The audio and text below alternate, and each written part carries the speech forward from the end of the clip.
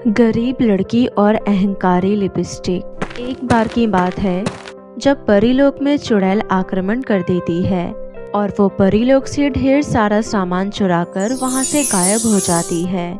चुड़ैल के परीलोक से जाने के बाद परियों को पता चलता है कि चुड़ैल उनकी जादुई लिपस्टिक लेकर वहां से भाग गई है। लेकिन जादुई लिपस्टिक का चुड़ैल उपयोग नहीं कर सकती थी क्योंकि उस जादुई लिपस्टिक को प्रयोग करने का एक मंत्र था जो चुड़ैल को मालूम नहीं था। चुड़ैल अपने गुफा में बैठकर उस जादुई लिपस्टिक को देखती है और कहती है, ये लिपस्टिक तो बहुत सुंदर लग रही है, परंतु इस लिपस्टिक को प्रयोग कैसे करते हैं? अगर मुझे एक बार पता चल जाए कि इसका उपयोग कैसे किया जाता है तो मैं परियों का मुकाबला कर सकूंगी। चुड़ैल बहुत कोशिश करती है लेकिन वो लिपस्टिक का जादुई मंत्र नहीं ढूंढ पाती।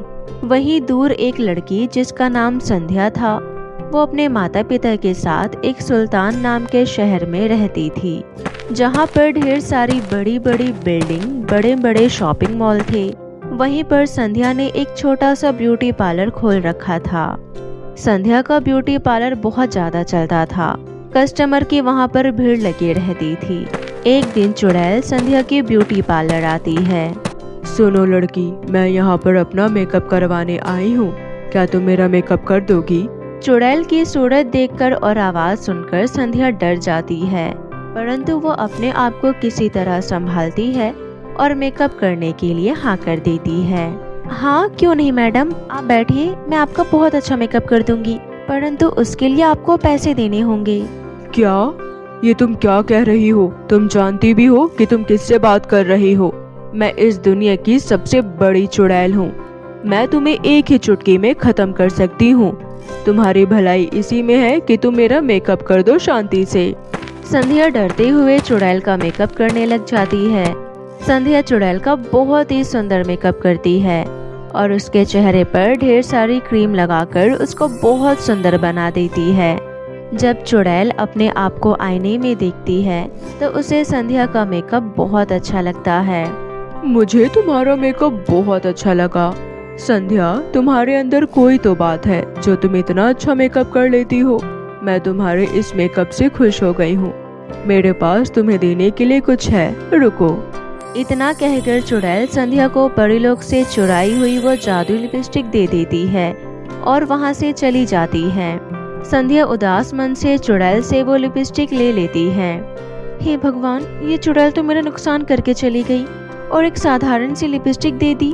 भला मैं इस लिपस्टिक का क्या करूंगी? ऊपर से ये लिपस्टिक तो काली लिपस्टिक है, किसी ग्राहक को मैं लगा भी नहीं सकती।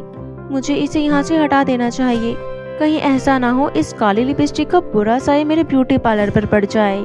संध्या लिपस्टिक को ब्यूटी पार्लर के एक कोने में रख देती है। अगली सुबह संध्या उठकर अपने ब्यूटी पार्लर जाती है और वो दुकान की सफाई करने लगती है कि तभी वहाँ पर एक शहर की हीरोइन अपना मेकअप करवाने के लिए उसकी दुकान पर आती है। एक्सक्यूज मी मैडम, 2 दिन बाद मेरा ब्यूटी कॉन्टेस्ट है, क्या तुम मेरा मेकअप कर सकती हो? मैंने तुम्हारे ब्यूटी पार्लर के बारे में बहुत सुना है। अगर मैं ये ब्यूटी कॉन्टेस्ट जीत जाऊंगी तो जो तुम मांगोगी मैं वो तुम्हें सब दूंगी, परंतु अगर ऐसा नहीं हुआ तो मुझसे बुरा कोई नहीं होगा। संध्या एक बड़ी सी हीरोइन को अपने ब्यूटी पार्लर में देखकर बहुत खुश होती है और वो उस हीरोइन का मेकअप करने के लिए हाँ कह देती है। संध्या अपने बाकी के कामों में लग जाती है। तभी वो हीरोइन ब्यूटी पार्लर के कोने में रखी हुई लिपस्टिक का प्रयोग करती है, जिस लिपस्टिक को लगाते ही उस हीरोइन का चेहरा बिल्कुल काला हो जाता है और उसके चेहरे पर ढेर सारे दाने भी आ जाते हैं। ये देखकर हीरोइन को बहुत ज्यादा गुस्सा आता है। ए लड़की, ये मेरे चेहरे पर क्या हो गया है? तेरी ये गंदी सी लिपस्टिक मेरे पूरे चेहरे को खराब कर दिया। अब बता मैं इस चेहरे के साथ क्या करूंगी? मैडम, ऐसा कैसे हो सकता है? मेरी दुकान की सारी लिपस्टिक एकदम ब्रांडेड लिपस्टिक है। आप जरा मुझे दिखाइए, आपने कौन सी लिपस्टिक लगाई है? हीरोइन संध्या को वो लिपस्टिक दिखाती है। वो लिपस्टिक देखकर संध्या को सब याद आ जाता है कि वो लिपस्टिक तो चुड़ैल देकर गई थी। संध्या कुछ बोलने के लायक नहीं रहती। देखिए, मुझे माफ कर दीजिए, आपको इस लिपस्टिक के चलते इतना कुछ झेलना पड़ रहा है, पर मैं आपसे वादा करती हूँ अगले 2 दिनों में मैं आपको बिल्कुल पहले से ज्यादा सुंदर कर दूंगी। आप मेरा भरोसा करिए। देखो, मैं तुम्हारे ऊपर भरोसा कर रही हूँ, आने वाले 2 दिनों में मेरा ब्यूटी कॉन्टेस्ट है। अगर मैं वो ब्यूटी कॉन्टेस्ट नहीं जीती तो मेरी बहुत बदनामी हो जाएगी और मैं इस चेहरे के साथ बाहर नहीं जा सकती हूँ। कोई बात नहीं मैडम, मैं आपका ये राज छुपा कर रखूंगी। आप 2 दिन मेरे घर पर रह सकती हैं। मैं आपकी ये हालत किसी को नहीं देखने दूंगी। संध्या मैडम को अपने घर पर रख लेती है और संध्या सोचने लगती है कि आखिर वो किस तरह मैडम की हालत पर सुधार लाए। संध्या को कुछ समझ नहीं आता। संध्या अपने ब्यूटी पार्लर का नाम खराब नहीं करना चाहती थी। रात को जब वो हीरोइन सो जाती है तो संध्या उसके इलाज के लिए कुछ न कुछ सोचती रहती है।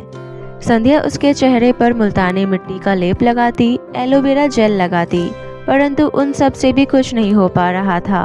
अब संध्या बहुत ज्यादा दुखी हो जाती है और वो रोने लगती है। संध्या को रोता हुआ आसमान से बाल परी देख लेती है। वह संध्या की मदद करने के लिए संध्या के पास आती है। क्या हुआ संध्या, तुम रो क्यों रही हो? परी जी, ब्यूटी पार्लर की एक ग्राहक है जो चुड़ैल की दी हुई लिपस्टिक से एकदम बदसूरत हो गई है और अब कुछ भी करने से वो ठीक नहीं हो पा रही है। अब मैं क्या करूं? बस इतनी सी बात? संध्या, अच्छा मैं तुम्हारी मदद करती हूँ, इसके बाद सब कुछ ठीक हो जाएगा। इतना कहकर बाल परी संध्या को एक और लिपस्टिक देती है जो एक जादुई लिपस्टिक होती है। ये लो संध्या, ये लिपस्टिक तुम्हारी मदद करेगी और सब कुछ ठीक हो जाएगा। इतना कहकर परी वहाँ से चली जाती है। संध्या सुबह उठकर वो जादुई लिपस्टिक उस हीरोइन को लगा देती है। उस लिपस्टिक के लगाते ही वो हीरोइन बहुत ही ज्यादा खूबसूरत हो जाती है और वो ब्यूटी कॉन्टेस्ट जीत जाती है। इसके बाद वो हीरोइन संध्या को ढेर सारे पैसे देती है और संध्या के ब्यूटी पार्लर के लिए प्रचार भी करती है। अब संध्या का ब्यूटी पार्लर बहुत ज़्यादा फेमस हो गया था और उसके ब्यूटी पार्लर पर ग्राहक बढ़ते जा रहे थे। ये देखकर संध्या का लालच मन ही मन बहुत बढ़ जाता है और वो अपने ग्राहकों से मनचाहे पैसे वसूलने लगती है। इसी तरह दिन निकल रहे थे और अब संध्या बहुत अमीर हो चुकी थी। परीलोक में सभी परियों को पता चल गया था कि संध्या लिपस्टिक का गलत प्रयोग कर रही है, इसलिए परियां संध्या के पास आती है और उससे अपनी लिपस्टिक वापस मांगती है। संध्या, ये लिपस्टिक हमें वापस कर दो। हम जानते हैं कि तुम इस लिपस्टिक का सही उपयोग नहीं कर रही हो। ये लिपस्टिक हमने केवल तुम्हें मुसीबत से बचने के लिए दी थी, परंतु हम देख रहे हैं कि अब तुम लालच में आ गई हो। संध्या परी को लिपस्टिक वापस नहीं करना चाहती थी। वो लिपस्टिक को छुपा देती है और कहती है, परी जी, वो लिपस्टिक तो खो गई है जो मुझे काफी दिनों से नहीं मिल रही है। जैसे ही मुझे वो लिपस्टिक मिल जाएगी मैं आपको वापस कर दूंगी। परियां जानती थी कि संध्या झूठ कह रही है, परंतु वो वापस चली जाती है। उसके बाद संध्या को याद आता है कि उसके पास चुड़ैल की दी हुई काली लिपस्टिक भी है। अब संध्या को समझ नहीं आता कि वो काली लिपस्टिक का प्रयोग किस तरह से करे।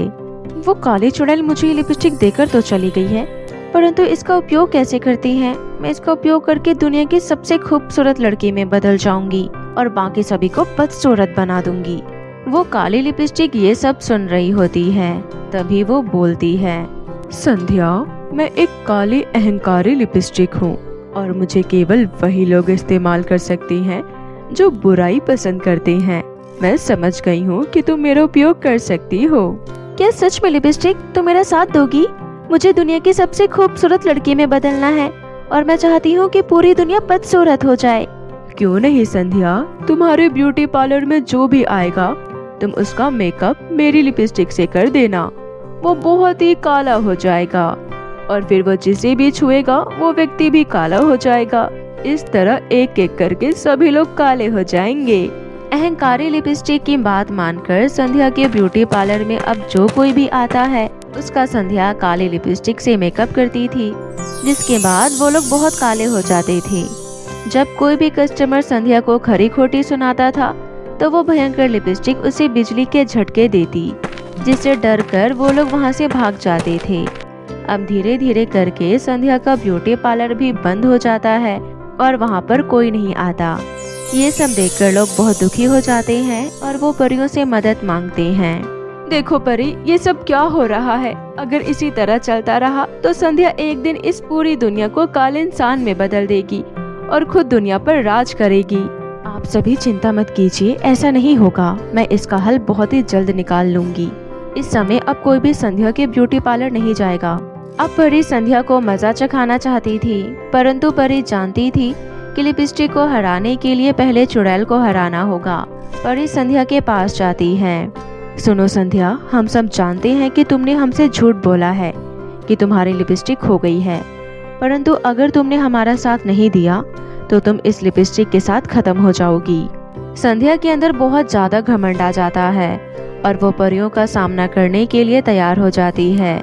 जब संध्या काली लिपस्टिक का प्रयोग करती है तो वहाँ पर चुड़ैल भी प्रकट हो जाती है और चुड़ैल और परी के बीच घमासान युद्ध होता है। आखिर में चुड़ैल परियों से हार जाती है और परियों की जीत हो जाती है। उसके बाद चुड़ैल के साथ साथ वो काली भयंकर लिपस्टिक भी नष्ट हो जाती है। संध्या को उसके किए की सजा देने के लिए परी संध्या को दुनिया की सबसे बदसूरत लड़की में बदल देती है और वो उसे जंगल में एक पिंजरे में कैद करके छोड़ देती है और परी पूरी दुनिया को फिर से ठीक कर देती है। अब सभी लोग परियों से खुश हो जाते हैं और उसका धन्यवाद करते हैं और सभी आम इंसान की तरह हंसी खुशी रहने लगते हैं। यहाँ जंगल में संध्या को अपने किए पर पछतावा होता है, परंतु वो एक काली बदसूरत लड़की ही रहती है। बहुत समय पहले की बात है। शिवपुर नामक गांव में शिवानी अपने पिता कुणाल और माँ श्वेता के साथ हंसी खुशी से रह रही थी। शिवानी के पिता एक मजदूर थे जो अपने गांव में ही मजदूरी किया करते थे और जिस दिन काम नहीं मिलता था उस दिन कोई दूसरा काम ढूंढकर काम कर लिया करते थे, चाहे वो खेती का हो या फिर साफ सफाई का। मजदूरी करके कुणाल को इतना फायदा नहीं होता था जिससे वो अपनी बेटी का एडमिशन एक प्राइवेट स्कूल में करा सके, क्योंकि गांव के सरकारी स्कूलों में कोई पढ़ाई लिखाई नहीं हुआ करती थी। इसलिए कुणाल अपनी बेटी शिवानी को गांव के सरकारी स्कूलों में नहीं भेजता था। कुणाल दिन रात मेहनत करने के बाद भी इतना कमा नहीं पा रहा था कि वो अपना घर बार चला सके और साथ में अपनी बेटी को भी अच्छा एडमिशन दिलवा सके। और ऐसे ही एक दिन शिवानी की माँ श्वेता अपने पति कुणाल से कहती है, इस महंगाई के दौर में मुझे लगता है कि हम दोनों को काम करना चाहिए ताकि हम अपनी बेटी का भविष्य अच्छा कर सके, क्योंकि जो मुश्किल वक्त हमने देखा हम दोनों कभी नहीं चाहेंगे कि हमारी बेटी भी उस मुश्किल वक्त से गुजरे। हाँ, सही कह रही हो तुम। पढ़ लिख लेगी तो अपना खुद का काम शुरू कर पाएगी और अच्छा कमा सकेगी। कोई बात नहीं जी, आप चिंता मत करो, हमारी बेटी जरूर अच्छे स्कूल में पढ़ने जाया करेगी। मैं कल ही गांव के प्रधान के पास जाऊंगी ताकि वो मुझे कोई हल्का फुल्का साफ सफाई का काम दे दे। दोनों पति पत्नी अपनी बेटी के भविष्य के लिए बहुत चिंतित होती हैं और दोनों ही काम करने के लिए सोचते हैं। और अगले दिन श्वेता गांव के प्रधान के यहाँ आ जाती है और कहती है, नमस्ते प्रधान जी। नमस्ते, आज कैसे आना हुआ? राशन पानी में कोई दिक्कत आ रही है क्या? नहीं प्रधान जी, मैं अपनी बेटी का किसी अच्छे प्राइवेट स्कूल में एडमिशन करवाना चाहती हूँ, क्योंकि गांव के सरकारी स्कूलों में वो फैसिलिटी नहीं मिल रही जो मैं अपनी बेटी को देना चाह रही हूँ, क्योंकि आने वाले टाइम में इंग्लिश का महत्व बहुत हो जाएगा और गांव के सरकारी स्कूलों में इंग्लिश तो दूर की बात ढंग से पढ़ाते तक नहीं है। गांव के ज्यादातर बच्चे सरकारी स्कूलों में ही पढ़ रहे हैं और जब तुम्हारे पास इतना पैसा नहीं है तो तुम अपनी बेटी को प्राइवेट स्कूल में कैसे पढ़ा पाओगे? प्रधान जी, हम दोनों पति पत्नी काम करके अपनी बेटी के भविष्य के लिए इतना तो कर ही सकते हैं। ठीक है, बताओ तुम किस काम से आई थी? प्रधान जी, आपकी हवेली में साफ सफाई का काम करना चाहती हूँ। बहुत मेहरबानी होगी अगर आप मुझे अपनी हवेली में साफ सफाई का काम दे दें। ठीक है, तुम कल से हमारे यहाँ पर आ सकती हो, लेकिन मैं तुम्हें केवल महीने के 3000 रुपए ही दे पाऊंगा। श्वेता को काम तो मिल जाता है, लेकिन गांव का लालची प्रधान श्वेता को बहुत कम पैसों में नौकरी देता है और अपनी बेटी के भविष्य के लिए श्वेता प्रधान को हाँ कह देती है और काम पर अगले दिन चली जाती है। श्वेता प्रधान की हवेली पहुंचती है तो नौकर द्वारा श्वेता काम को अच्छे से समझ लेती है और काम में लग जाती है। पूरा दिन अच्छे से काम करके श्वेता अपने घर वापस चली जाती है और ऐसे ही दिन बीत रहे थे और श्वेता अपने काम को लगन और मेहनत के साथ करती है। इतनी मेहनत और लगन के साथ श्वेता को काम करता देख गांव का प्रधान श्वेता के काम से बहुत प्रसन्न होता है और उसे 2 महीने बाद दुगनी सैलरी देने लगता है, जिससे श्वेता और कुणाल दोनों ही खुश हो जाते हैं क्योंकि अब श्वेता की सैलरी 6000 हो जाती है और इस तरह श्वेता और कुणाल 4 महीनों में अच्छा खासा पैसा जोड़ लेते हैं और प्राइवेट स्कूल में एडमिशन फॉर्म निकलते ही अपनी बेटी का एडमिशन एक प्राइवेट स्कूल में कर देते हैं। शिवानी एडमिशन के बाद 15 दिन बाद स्कूल जाने लगती है और शिवानी अपने क्लास फर्स्ट में पहुंचती है और वहां देखती है कि बहुत अच्छे बच्चे उसके क्लास में होते हैं जो इंग्लिश में बातें करते हैं। ये सब देख शिवानी बहुत खुश होती है और अपने कुछ अच्छे दोस्त बनाती है।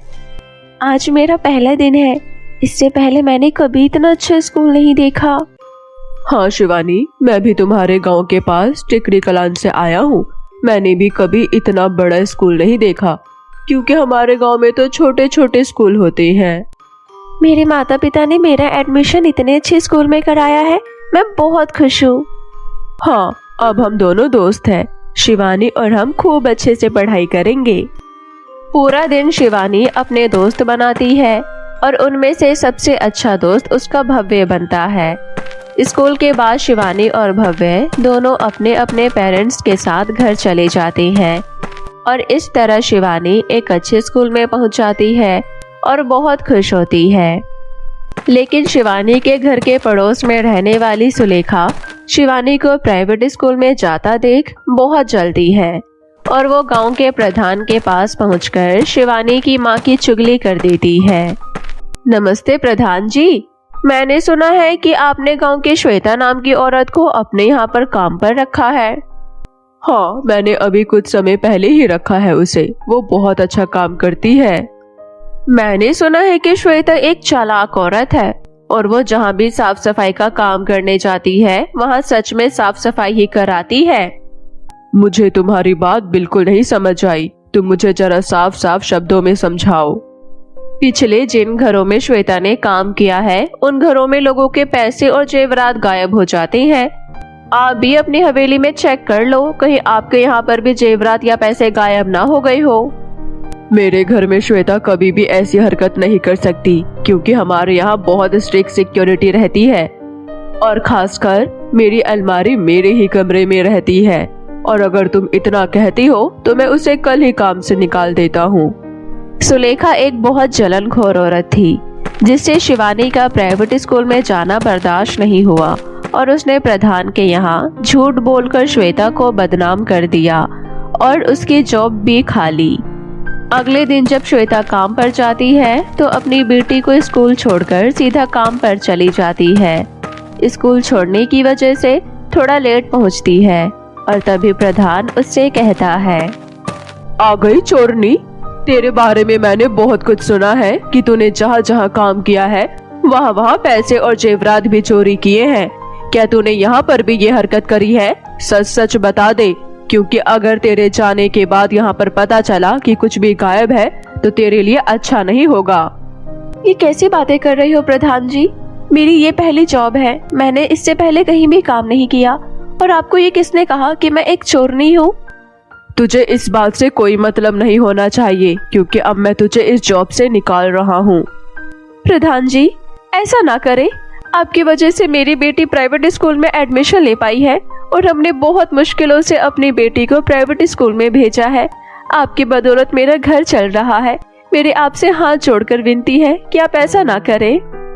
प्रधान श्वेता की एक बात नहीं सुनता और सुलेखा की भरी हुई चुगलियां प्रधान के कान में चल रही होती है, जिसके कारण प्रधान श्वेता को जॉब से निकाल देता है।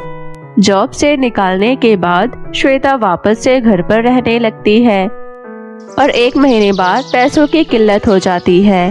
जिसके कारण कुणाल और श्वेता दोनों ही स्कूल की फीस भरने में असमर्थ हो जाते हैं। और फिर कुछ दिनों बाद शिवानी की फीस ना आने के कारण शिवानी को स्कूल से निकाल दिया जाता है और फिर शिवानी भी घर में पहले की तरह रहने लगती है और बहुत परेशान हो जाती है, क्योंकि अभी ही तो उसकी पढ़ाई शुरू हुई थी और अचानक ही किसी की बुरी नजर लग गई, जिसके कारण वो वापस से पढ़ाई से हाथ धो बैठती है। परेशान होकर श्वेता नदी के पास चली जाती है और वहां बैठकर रोने लगती है। आखिर किसने मेरी झूठी चुगली प्रधान से करी होगी? मैंने आज तक किसी के साथ बुरा नहीं किया। मैंने और मेरे पति ने एक सपना देखा था कि अपनी बेटी को प्राइवेट स्कूल में पढ़ाना है, लेकिन वो भी पूरा नहीं हो पाया। श्वेता ये सब बोलकर रो ही रही होती है कि तभी अचानक नदी के पास खड़े पेड़ से आवाज आती है। रो मत बेटी, सब समस्या का हल होता है। कौन है यहाँ? कौन है? मुझे देख क्यों नहीं रहे? तुम्हारे सामने खड़ा नदी के किनारे वाला पेड़ हो। इधर देखो, मैं तुम्हारी सहायता करना चाहता हूँ बेटी। मैंने तुम्हारी सारी बात सुन ली। तुम्हें परेशान होने की जरूरत नहीं है। ये लो, जादुई लकड़ी का सैंडल घर। इस घर में तुम्हें कभी कोई भी परेशानी नहीं आएगी और तुम और तुम्हारा परिवार इस घर में आराम से रह सकता है और तुम्हें किसी बात की भी फिक्र करने की जरूरत नहीं है, क्योंकि जो भी तुम मन में सोचोगी ये तुम्हारे पास होना चाहिए, वो तुम्हारे पास तुरंत मिल जाएगा। क्या सच में? आपने तो मेरी सारी समस्या का हल दे दिया। मैं आपका कैसे शुक्रिया अदा करूं? मुझे समझ में नहीं आ रहा। मैं जरूरतमंद लोगों की मदद करता हूँ और जो लोग अपनी जिंदगी में मेहनत की रोटी कमाकर खाते हैं उनको मैं कभी भी परेशान नहीं देख सकता। इतना कहकर पेड़ वापस अपनी पहले वाली पोजीशन में खड़ा हो जाता है और श्वेता अपने परिवार के लिए एक जादुई लकड़ी के सैंडल घर को दे देता है, जिसके बाद श्वेता अपने पति और अपनी बेटी शिवानी को लेकर जादुई लकड़ी के सैंडल घर में आ जाती है और हंसी खुशी अपने परिवार के साथ रहने लगती है। जादुई सैंडल घर से अपनी बेटी को पढ़ाने के लिए पैसे मांगती है और अपनी बेटी का एडमिशन एक अच्छे प्राइवेट स्कूल में करवाती है और धीरे धीरे शिवानी इंग्लिश सीख लेती है और अपने प्राइवेट स्कूल में बहुत एंजॉय करती है और अच्छे से मन लगाकर पढ़ती है और इस तरह अपनी हंसी खुशी जिंदगी चैन और आराम से जीते हैं। तो दोस्तों, कैसी लगी आपको हमारी ये कहानी? हमें कमेंट करके ज़रूर बताएं और अगर आपको हमारी ये कहानी पसंद आई हो तो इसे लाइक और शेयर करना ना भूलें। और अगर आप हमारे चैनल पर नए आए हैं तो हमारे चैनल को सब्सक्राइब करना ना भूलें, क्योंकि हम लाते रहेंगे नई नई इंटरेस्टिंग जादुई कहानियाँ आपके लिए। मिलते हैं नेक्स्ट वीडियो में, तब तक के लिए बाय बाय। अपना ख्याल रखें।